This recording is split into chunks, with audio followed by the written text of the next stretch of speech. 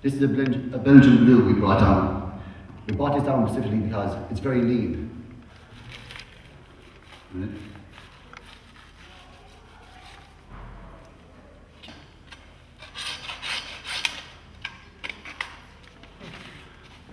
Now, this can be called flank steak, but basically what we do with that is bone it and we put it into burgers. The hindquarter consists of two parts. This is the sirloin end and this is the round end. As he takes the hindquarter off, he'll split it here. From here down you have your fillet steak and your T-bone steak and your sirloin steak. And from here up you have your round steak, your eyed round roast, your silver side roast, your shin beef and your boiled round. We'll go through all the cuts as they come along.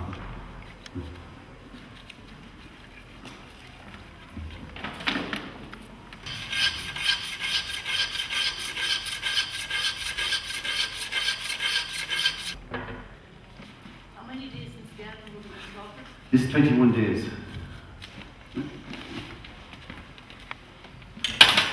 Now, if this is done wrong, if it's a bad butcher doing this, we'll end up with round steak on our sirloin steak. And if he cuts the steak then and you go home and you fry it, it'll be tough. And that's what happens. If it's not broke right, you end up with a tough steak, but it's not sirloin steak, it'll be round steak.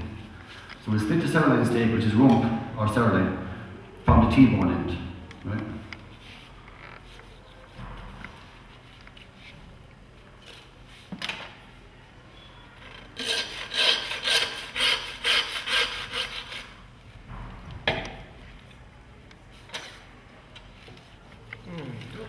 Now what you have here is your T-bone steak.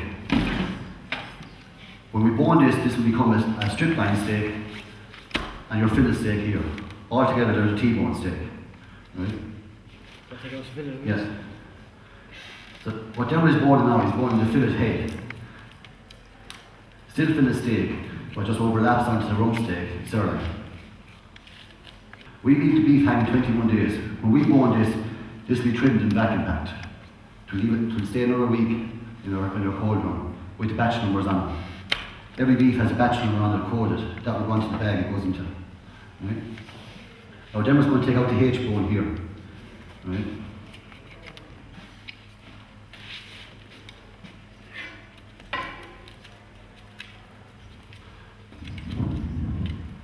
While he's doing that, this is inner suit.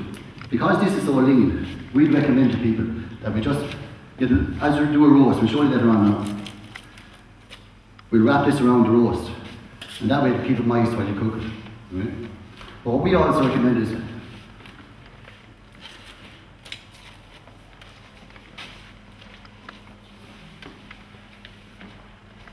just an alternative for oil. Probably, no point saying it won't be high in cholesterol, it will be. But what we do is, we put this on the frying pan, we'll take off the fat then and we're left with the oil. Now if you fry sausages or any fry in this, absolutely beautiful. Way nicer than your any oil. Now what we have here is our rump steak or our sirloin steak. Now basically what we do is we trim off all this. This will go into diced steak. Now what we've started doing in the last year is a rump roast. When you buy a sirloin steak, in 90% of shops, your steak will come down here, but you'll have a top part of your steak. It'll be loose, and it won't be really attractive. So, what Dermot's going to do now, we're going to seam that off.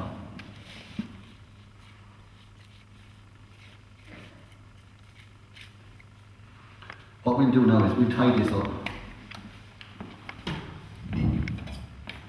We call this a road roast. Now, an awful lot of people, most people never ever tell it.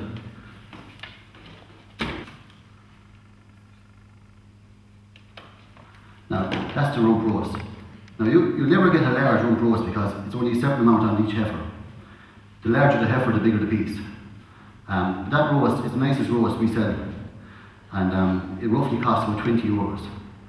And if it was strip line roast, it would probably cost 35 euros. But you wouldn't have very many of these, because you're going to get two pieces of each heifer. Next thing, when we cut this is your sirloin steak.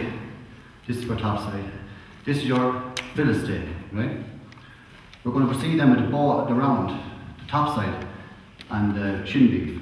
So, whatever's going to take off now first is the ball, the round. Usually this is used for diced steak. When you buy diced round steak, people presume it's your round steak in a piece. It's not. I'll show you in a minute now.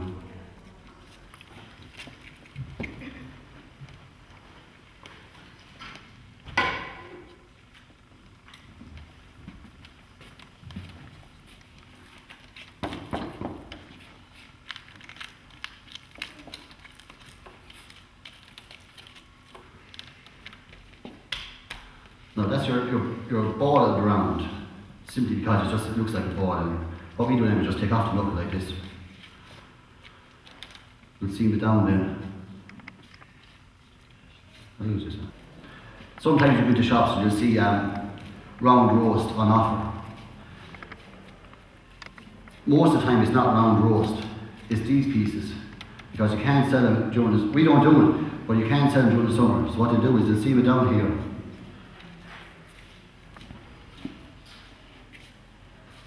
It looks like round roast. That would be tenderized and sold as round roast, but it's not round roast. It needs to be stewed. So what Dermot is doing now is taking off the ball. Here we have boiling beef, and this side we have shin beef. And it's good for a large family. It's very cheap, but it needs to be stewed or boiled. Right? Now what we've got here is just basically trim. That goes into dog mince. We take off the H bone, we'll break down the beef.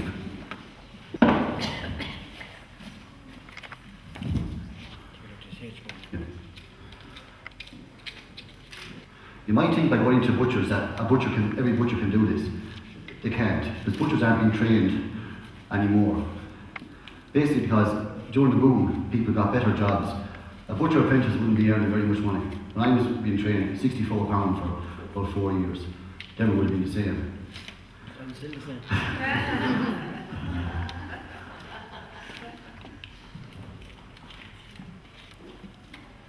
If a butcher cuts himself, it's usually around at this part, because he'd be going a lot faster than this.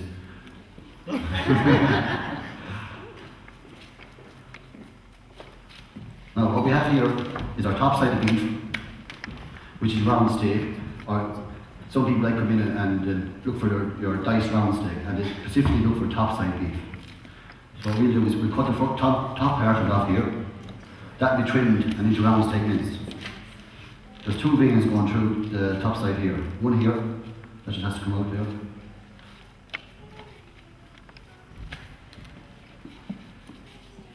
There's another one here. Yep. And that's your slice of round steak. Now what our caterers are doing now is we have a tenderizer in the shop. Now we don't make any qualms about having a tenderizer. Most the so-called better butchers will say you shouldn't have a tenderizer, your beef should be tender. But this is €10 a kilo. If you look at cookbook, a chef will tell you use fillet steak or beef stroganoff, or like a woman came to the shop this morning, she got fillet steak, £2 fillet steak. It cost her €30. Couldn't do that about it. £2 of this would have cost her €12. What we will do is we'll tenderize this 3 times and we'll cut into strips. You will not know the difference. And that's what all the caterers are using. Right? We've got the eyed round here, round roast, and silver side roast. Most people are afraid of silver side roast. They actually don't know where it comes from. As you can see there, 2 of them are joined side by side. So what Deborah's going to do now is going to seam the eyed round away from the silver side. It's just not. So that's your eyed round. Let's tie it up then. Now this is called silver side, because as you go down here, there's silver. If that's left on your roast, it's uneatable. It's just can't.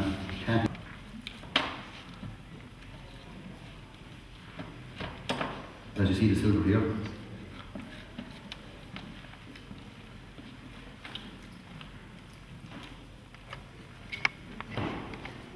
The beauty of silver side roast is it's a slow cooking roast, but when you cut it, we'll cut it here and show you.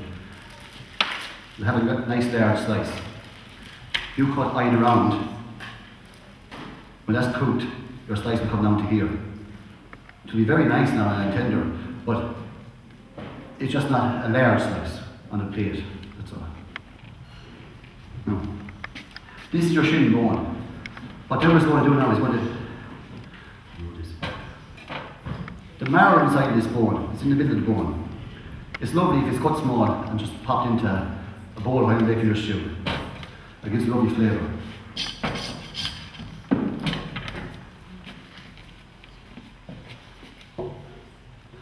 As you can see, marrow's inside here. Now these are very good if you have pets, fairly larger pets, dogs. They'll keep chewing on this bone, trying to get this marrow. And it's very good for their teeth.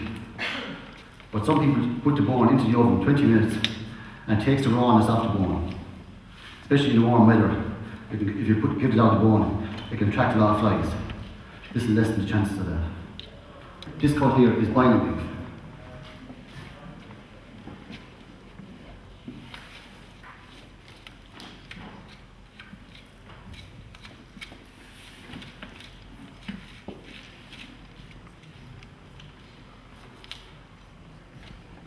Now that can be minced or used in a piece.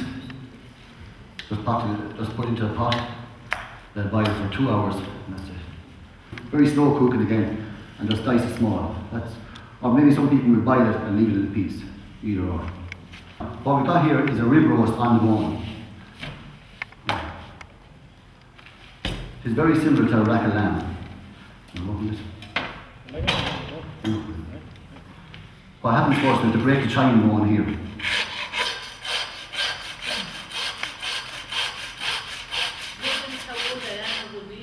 Pardon? This animal is only about 16 months. It was reared up a lot more in China.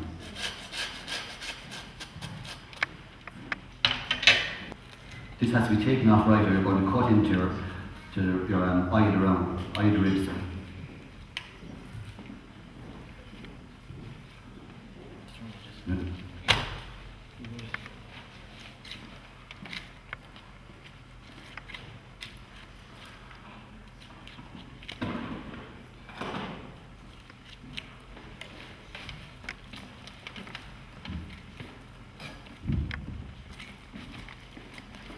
Now as you see the fat, we put the suit we put on here.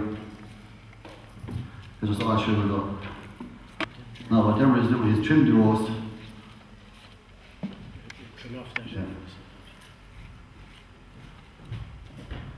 Usually there's a lot more trimming on our heifers, but due to the fact that it's so lean, it doesn't need to be.